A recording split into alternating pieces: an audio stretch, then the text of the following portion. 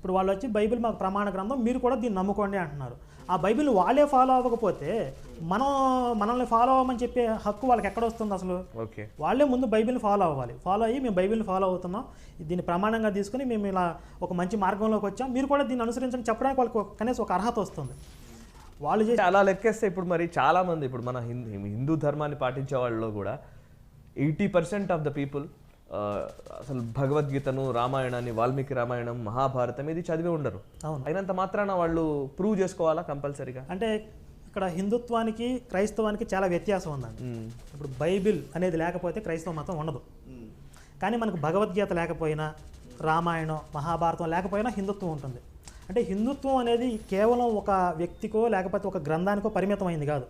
ఇప్పుడు రాముడు మనందరికీ ఆరాధ్య దైవం, కానీ రాముడికి ముందు కూడా సనాతన ధర్మం ఉంది. ఒకవేళ రాముడు అనే వ్యక్తి చారిత్రకంగా లేడు అని చెప్పి ఈ తలకమాసిన వాళ్ళందరూ కలిసి ఏదైనా